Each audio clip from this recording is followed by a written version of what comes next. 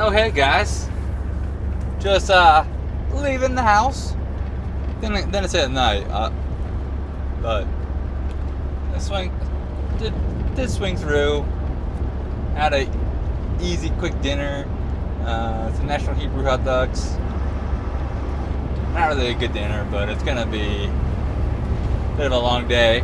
It's currently now 20 till 1800. So I was at the house for like a couple hours.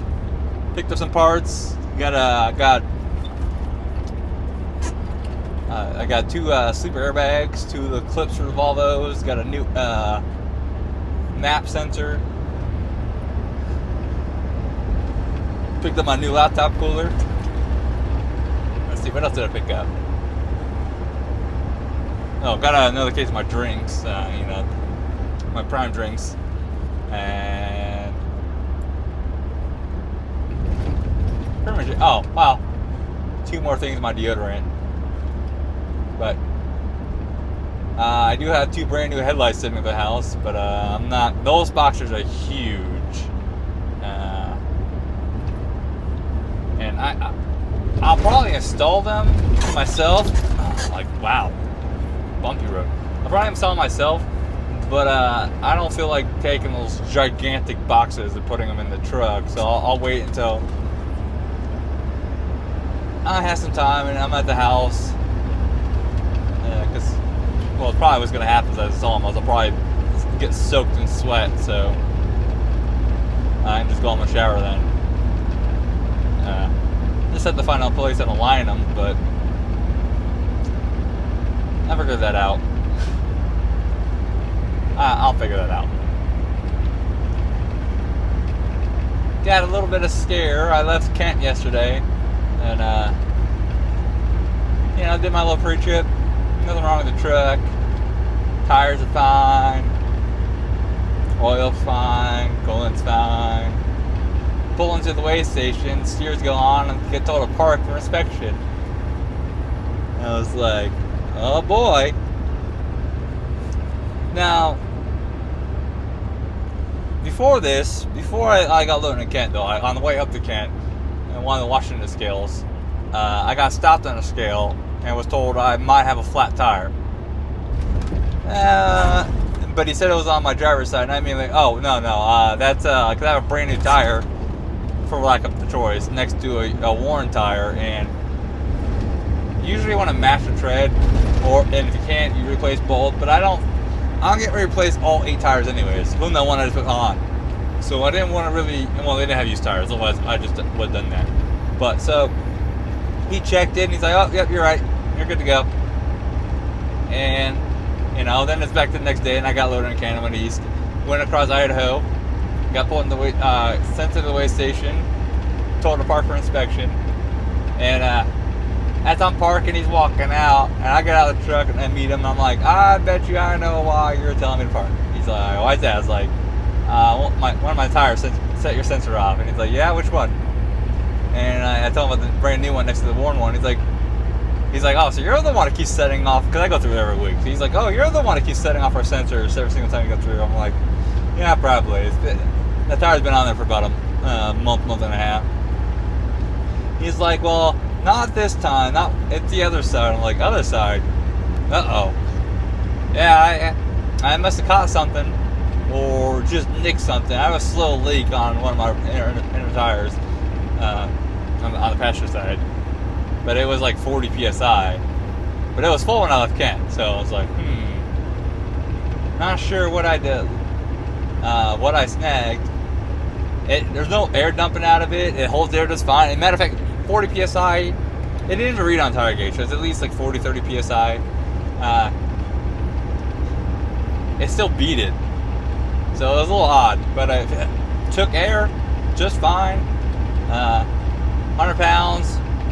It lost a couple pounds while sitting there over 5 minutes. So there's a slow leak somewhere. While I was there, I sprayed all sides I could see. Didn't see a leak. That tire hasn't been touched. They did get rotated a couple months ago, but the valve stent didn't get touched. It never got reseated. So I don't know. probably the valve stem. I'm probably have it checked out here tomorrow or the day after. I've just been topping it off. Oh, we got up here on the shoulder. Ooh, something blew a tire. But it was really low. Put in 100 pounds. And I parked last night. Woke up there being 58 degrees. Checked it. And I immediately went out and checked it, and it was at 70 pounds. So but I shook the tire next to it. And I was sitting at an angle, so it was a lot more weight and pressure on the whole set of tires on the right hand side. So that's also where the tire is. I just hit a bug. It's flopping around. You can see. Stupid ass bug. It's dancing for you guys. But the tire next to it was within 5 pounds, so I didn't think anything about it. I checked it a couple times as I pulled in. So I was heading south to pee, you know. Went over there. It was lower compared to the one next to it, like about 10, 15 pounds. But I left it alone. I was like, it's going to warm up, it'll fill up. Now I got down here to the house. Now keep in mind, it was still about 80 to 85-ish pounds throughout the day as I headed south. Well, I got down here to the house, cleaned my windows and my mirrors, right? Went out there at tire gauge and it was showing 60 PSI. So I was like, I don't know. There's something going on that tire that I will have to. I'm just hoping I don't have to put a used tire on there just to immediately replace them, because I'm replacing them within. I'm aiming for a month. I'd like to get in the second week of October though, but I'm aiming for a month. I got an appointment on the 1st for a. I'm gonna get by this guy. For drag link, tie rod bar, tie rod ends. What else I got going on? Sway bar bushings, not the end, not the sway bar links, but the bushings that the bushings that the bar sits in on next to the axle. What I am going to do though, is I'm going to do the airbags there at the same time. It's on the 1st, so it's on my way back. Downside is, like 2 days ago, I've been dealing with this since I've had this truck, but the pickup tube for the coolant reservoir, or not coolant reservoir, windshield washer reservoir, fell off again. That's what I'm assuming, because I got into the motor, and I only found this out because I went to go pour fluid in, and it took about 10-15 seconds, and it came pouring out, and it didn't stop. So it's the same behavior I did before. I need to fucking find a permanent solution for this, because it's been about 8 months, but they zip tied it. But I don't know. I'm gonna have a real shop touch it. Like, it's always been TAs that been doing it for me. It's in a shitty spot. The Volvo's, it's underneath my seats, between the batteries and the frame rail, above the air tanks, underneath my seat. So it's in a shitty spot for me to get to. And so they can get to it from underneath. But I mean, I don't really want to take the batteries out. But if I have to for them to do a permanent fix, I will. I'll let them. I will. But it's a little annoying. But I do have new wipers on, washer fluid ready to go as soon as it's fixed. It's always something with these trucks, though. Always something. Like that tire, right? That came out of fucking nowhere. But they are worn. They are definitely getting worn. And these were, so I was using the Ironman drive tires, the ID, whatever the fuck they're called, right? And honestly, they're good. I just want to let them get down to this point, because then the rubber compound turns a bit softer, and they turn to Michelin, so they start chunking and slicing real easily. But if you need to get like up to like 632s out of them, then yeah, I'd definitely use them. I would. They're good tires. I'm going a little bit something more mid-range, a little more premium. I'm thinking Hankooks or Yokohamas, but I need to call around a couple tire places and see who has what and who can get them when. I would go Continentals, but I'm not paying after my tire discount, it's like $580 a tire, and I'm just not doing that. When the two I just mentioned, the Yokohamas, which is 907Ws, and the Hankook DL15 Pluses, they're like $407 to $430, depending which one of those two I get. So out the door like $4,000 compared to like Continental's out the door like 56.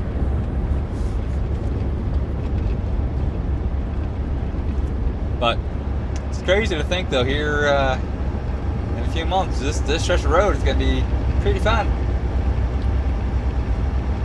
Pretty fun.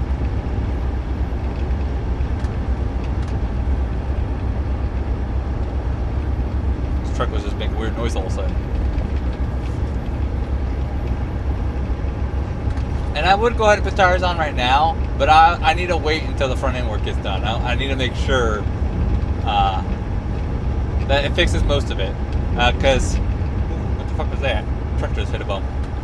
Because the next three things are pretty much major things are going to be, I know real order, but the front end, and then drives, and then probably the fifth wheel. And then it'll probably be Christmas, and then the rest of the work. And still averaging 8 mpg so far. It is the 23rd of August. My weights haven't been too heavy. I've been high 20s this month, but think about where I run. Washington through Montana, down through Wyoming, across Nebraska to Northeast. And I don't just stay on the interstate in Northeast, so it's there's some terrain.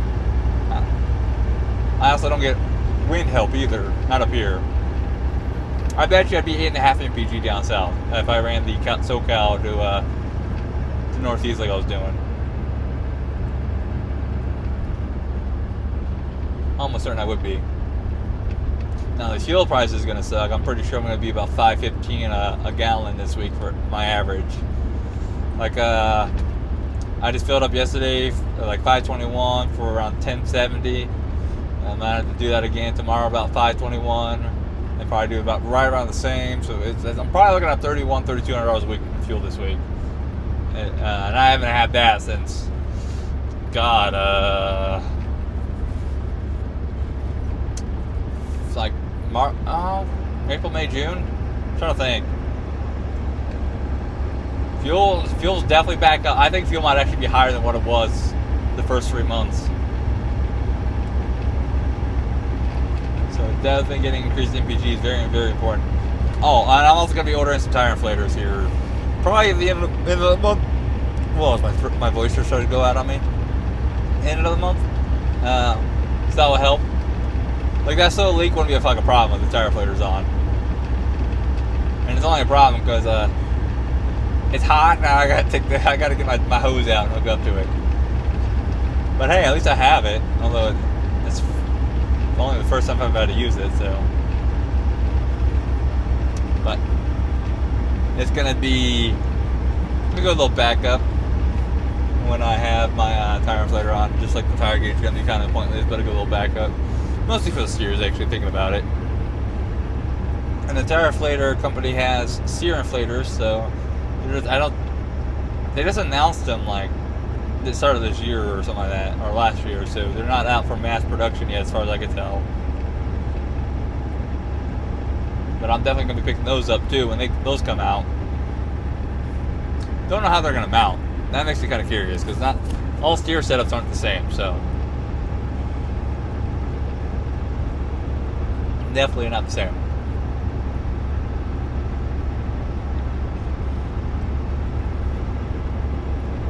But look at all this blue sky. Look at it. Although this is this is ultra wide, view, so things are further away. Like there's cows over there on the right hand side that I already just passed already, but you're still catching up.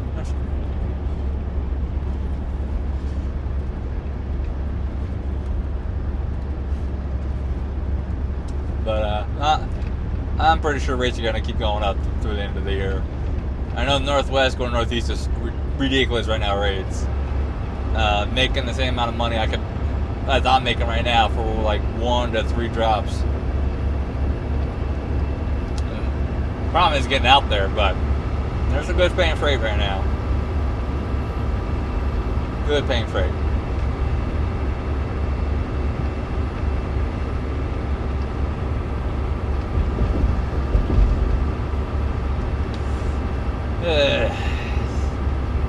I am definitely looking forward to Christmas. Looking forward to Christmas.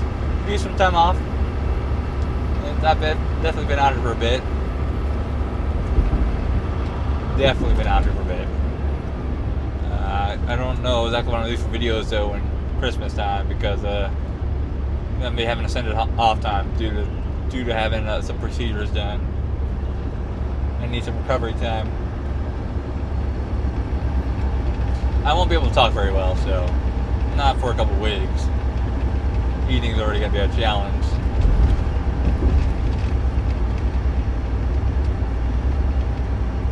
I don't know, I'll figure something out.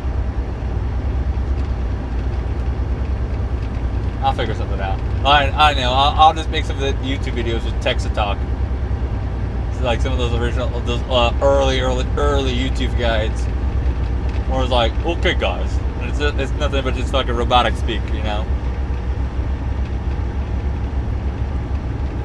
Gotta take me back to my old Ventrilo days with the text-to-speech. You know, it's just so like monotone to listen to that thing.